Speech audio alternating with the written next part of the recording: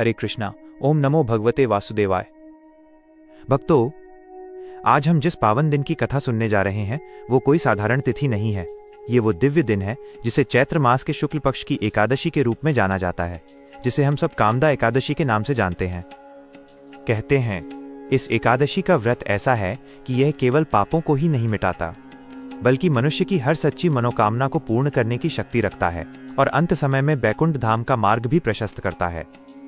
लेकिन भक्तों, इस बार की एकादशी कुछ विशेष है, कुछ अलग है, क्योंकि इस बार तिथि को लेकर लोगों के मन में संशय है। 28 मार्च और 29 मार्च 2 दिन एकादशी का संयोग बन रहा है और यही कारण है कि बहुत से लोग सोच में पड़ गए हैं कि व्रत किस दिन रखना चाहिए।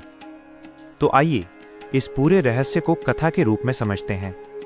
बहुत समय पहले की बात है। एक नगर में एक साधारण गृहस्थ रहता था। उसका नाम था माधव। वो भगवान विष्णु का परम भक्त था। हर एकादशी को व्रत रखता, नियम से पूजा करता।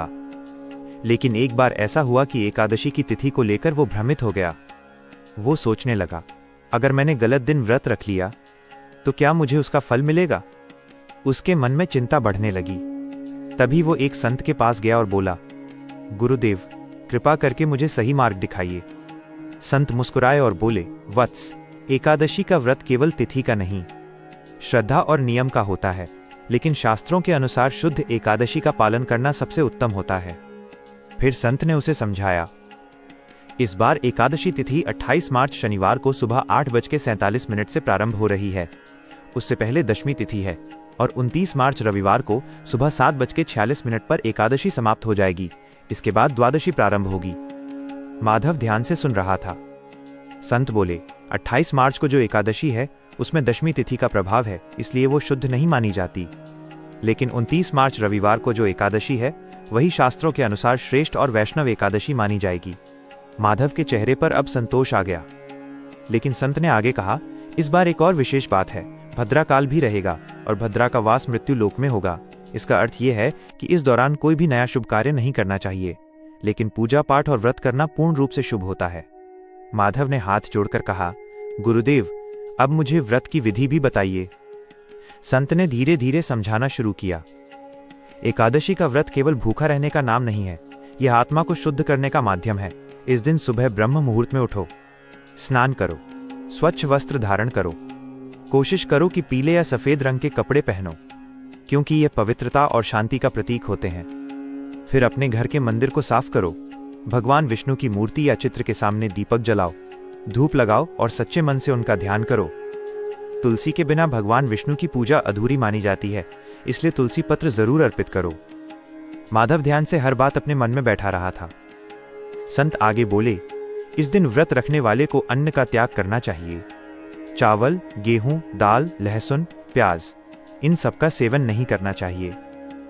फलाहार में आप फल, दूध, दही, मखाना, साबूदाना, सिंघाड़े का आटा, आलू, मूंगफली खा सकते हैं, लेकिन भोजन सादा और सात्विक होना चाहिए। मन में किसी के लिए बुरा विचार नहीं आना चाहिए, झूठ नहीं बोलना चाहिए और क्रोध से दूर रहना चाहिए। माधव अब पूरी तरह से तैयार था। फिर संत ने उसे सबसे महत्वपूर्ण बात बताई।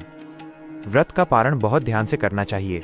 इस बार हरिवासर का समय 29 मार्च को सुबह 7:47 से दोपहर 1:20 तक रहेगा।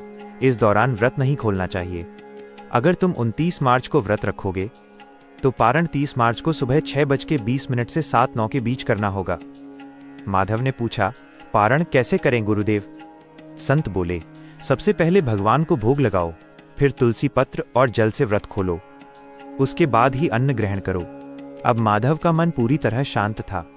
उसने पूरे नियम और श्रद्धा के साथ व्रत रखा, भगवान विष्णु की पूजा की, सच्चे मन से प्रार्थना की और कुछ ही समय में उसके जीवन में बदलाव आने लगे। उसकी परेशानियां दूर होने लगी और उसका मन पहले से अधिक शांत और प्रसन्न रहने लगा। भक्तों, यही है कामदा एकादशी की महिमा। यह केवल एक व्रत नहीं है, यह आत्मा को शुद्ध करने का मार्ग है। यह हमें सिखाता है कि जीवन में अनुशासन, श्रद्धा और भक्ति कितनी जरूरी है।